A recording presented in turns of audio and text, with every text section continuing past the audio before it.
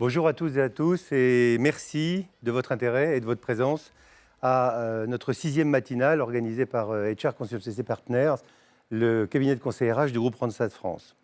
Au sortir de la saga électorale que nous venons de vivre et fort du constat que les principaux défis du nouveau gouvernement seront d'ordre social, emploi, formation, retraite, nous avons souhaité poser la question des grands enjeux qui seront à finement piloter par cette nouvelle majorité pour restaurer le dialogue social dans notre pays.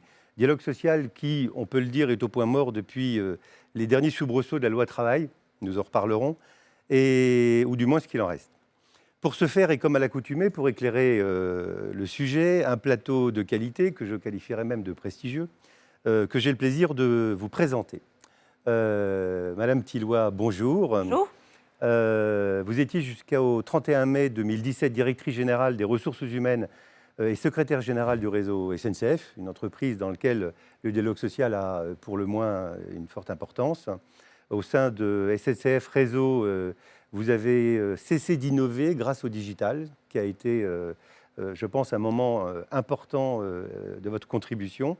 Maître Barthélémy, bonjour maître, et merci d'être parmi nous. Vous êtes avocat conseil en droit social, ancien professeur associé à la faculté de Montpellier.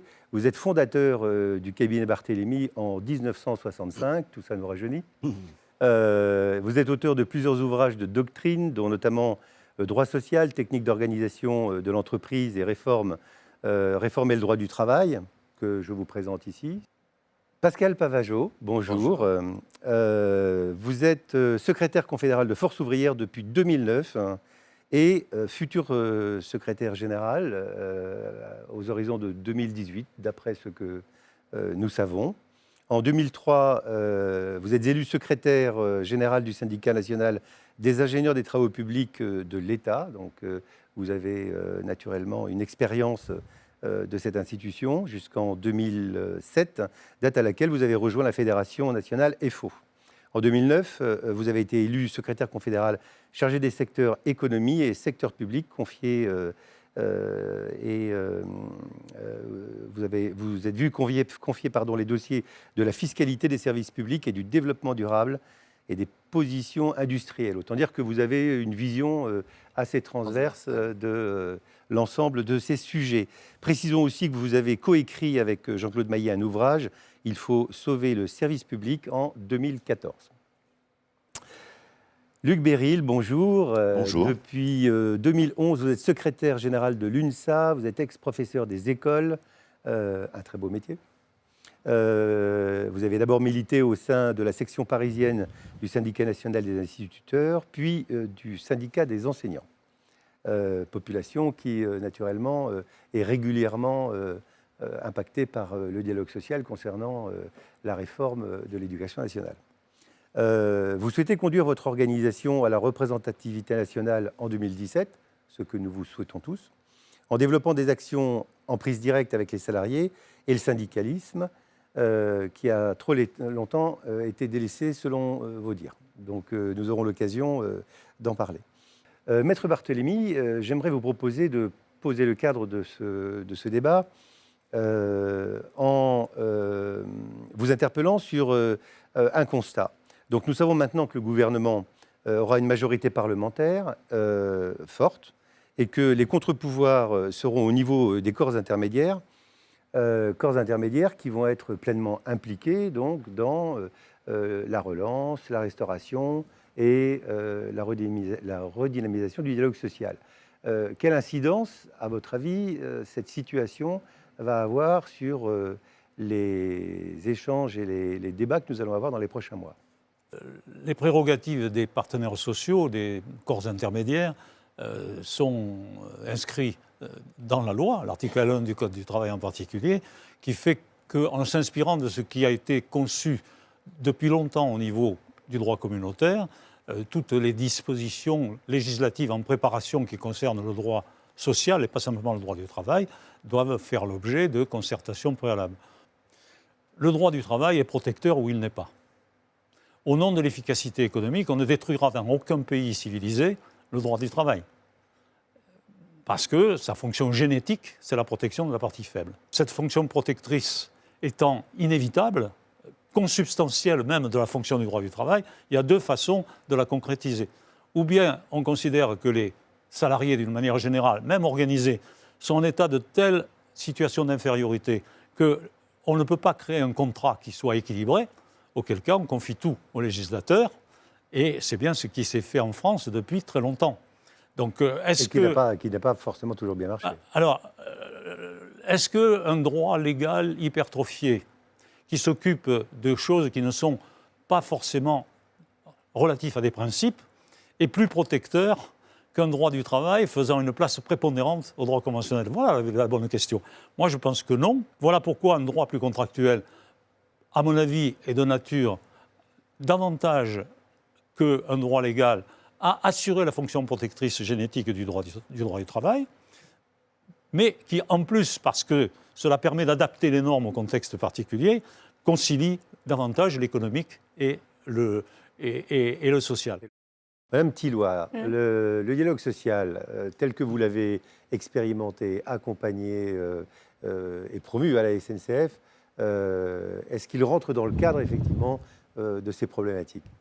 Quand j'entendais Maître Barthélémy tout à l'heure, je me rappelais d'un certain nombre de CE où j'avais l'impression que tout le monde aurait pu sortir de la salle et le dialogue aurait pu se poursuivre, les chaises se parlant entre elles, parce que finalement, la forme l'a tellement emporté sur le fond qu'on a totalement dévitalisé finalement ce qui est l'enjeu de ces négociations et de ces échanges, qui est en fait la façon dont les salariés vivent les transformations de l'entreprise.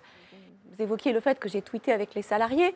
Ça peut paraître un peu gadget, rigolo, etc. De fait, ça réintroduit des conversations très simples sur des objets qui sont les objets du quotidien et qui permettent en fait de refaire se connecter des gens qui n'ont plus l'habitude de se parler. On peut en inventer plein des sujets comme ça. Le fait, par exemple, d'avoir un CE, de distribuer aux membres du CE une tablette numérique avec un logiciel qui permette en fait de gérer les ordres du jour, ça peut être un gadget. Mais l'intérêt, c'est qu'on est tous formés ensemble à l'utilisation de la tablette.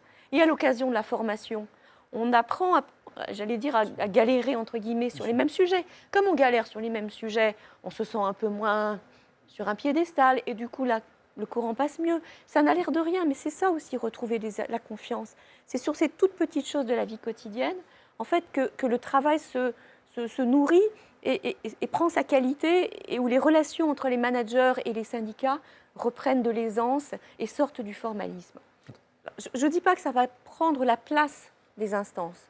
Je dis que si on est capable, à côté des instances, d'organiser tous ces éléments, alors elles pourront reprendre, j'allais dire, le formalisme, mais éclairé par le fond qu'on viendra y mettre. Le formalisme est utile, de toute façon. Évidemment, et on en a tous besoin. Et d'ailleurs, il nous protège tous dans les rôles que nous exerçons. Donc il ne s'agit pas de remettre en cause le formalisme, il s'agit de le nourrir avec des choses plus concrètes qui ont été instruites de part et d'autre, et si possible ensemble. Monsieur Guilbault, donc vous êtes directeur général du MEDEF depuis le 31 mai 2010. Vous étiez précédemment directeur adjoint du cabinet de Christine Lagarde. Au secrétariat d'État au PME, vous avez mené pendant 3 ans quelques dossiers emblématiques, dont la création du régime de l'auto-entrepreneur. Le président Macron a décidé de rencontrer assez rapidement après son élection les différents partenaires sociaux, dont le MEDEF. Nous le voyons, la tonalité est plutôt bienveillante, même s'il y a encore quelques points effectivement d'achoppement, et c'est bien normal. Est-ce que pour vous, c'est un signe positif? Je pense que l'enjeu fondamental qu'on a devant nous, c'est cette jonction entre l'économique et le social, qui a déjà été mentionnée, au-delà du formel, mais bien dans le réel. Des entreprises qui doivent s'adapter très vite, qui veulent un dialogue social réel et qui peut-être souffrent aujourd'hui du cadre formel dans lequel elles sont, qu'on est au fond dans des jeux d'acteurs dans lesquels on nous enferme. Je représente le MEDEF, tout à l'heure on entendra nos partenaires syndicaux. Nous-mêmes, nous souffrons parfois de la caricature dans laquelle on enferme les choses. On prend la parole qui permet de cliver et on n'écoute pas ceux qui, au contraire, cherchent à rapprocher. Je ne veux pas tomber dans un débat juridique parce que je pense qu'on souffre aussi du fait qu'on dit dialogue social égale code du travail, alors que ce sont deux choses complètement différentes. Évidemment qu'il faut un corpus de règles, mais le dialogue, c'est d'abord le réel, ce que j'échange avec vous, ce que j'échange avec les gens qui sont en face de moi.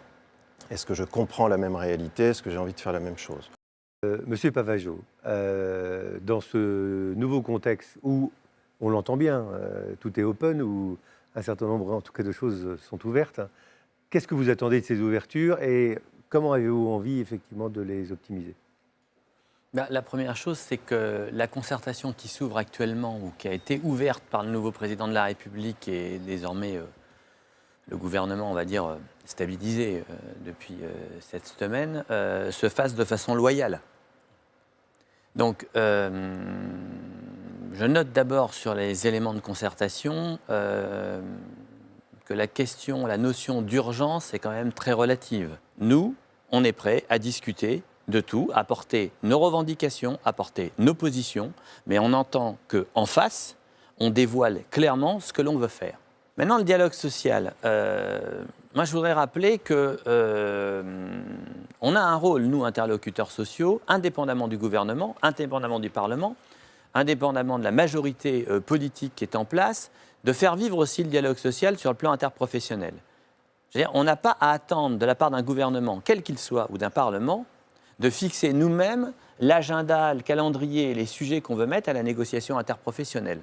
Nous sommes libres de ce point de vue-là, en tant qu'organisation syndicale représentative et en tant qu'organisation patronale représentative, de dialoguer et d'échanger. Je regrette, par exemple, on sort d'une concertation sur le télétravail qui intéresse aujourd'hui de plus en plus de salariés qui le demandent, et d'entreprises qui le demandent aussi.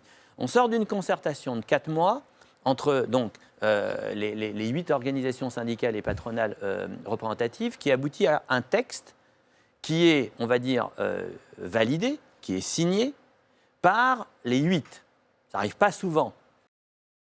Mais qu'est-ce qui nous permet de négocier d'égal à égal avec notre employeur, avec celui qui tient notre contrat de travail, bref, celui qui a la subordination face à nous, négociateurs, dans l'entreprise, mais aussi salariés de cette entreprise? Eh bien, d'abord, c'est la loi. C'est le fait d'être monté sur un premier plancher qui nous donne, par le Code du travail ou par le cadre réglementaire et législatif, un premier niveau minimum d'égalité de droit. Et le deuxième niveau qui nous rehausse pour pouvoir négocier à peu près à égalité avec notre employeur, eh ben, c'est nos accords de branche. Ça, il ne faut jamais l'oublier. L'urgence, nous, on la voit sur un plan économique. On ne va pas dire que notre économie est florissante. Bien sûr, ça va un peu mieux, donc on peut se dire ça ira mieux, mais sauf que pour ça, il faut agir. Il y a des raisons pour lesquelles ça va un peu mieux, qui viennent de l'extérieur, il y en a qui viennent de l'intérieur. On a un contexte international et européen qui nous aide quand même pas beaucoup, donc ça veut dire que les ressorts, il faut les trouver chez nous. Et on sait que nos ressorts de production, d'investissement et donc d'emploi, ils sont largement à trouver chez nous. C'est des questions de compétitivité et d'adaptabilité. Donc je pense que le diagnostic de la plupart des candidats de gouvernement, je vais dire, de cette dernière campagne, c'était quand même de dire il y a un sujet urgent. Vous interrogez n'importe quel chef d'entreprise, y compris international, qui a envie d'investir en France, il y a un sujet sur la rigidité du droit du travail. Ce n'est pas les droits des salariés en tant que tels, c'est cette capacité de faire bouger dans un dialogue social proche du terrain. Monsieur Beryl, je vais vous poser une question difficile. Je vous le dis tout de suite. Qu'est-ce qu'il va falloir faire pour éviter qu'à la rentrée prochaine, on ait des mouvements sociaux qui reproduisent ce qu'on a connu après la loi travail? Comment il va falloir effectivement repenser, reconfigurer le dialogue social entre les différentes parties?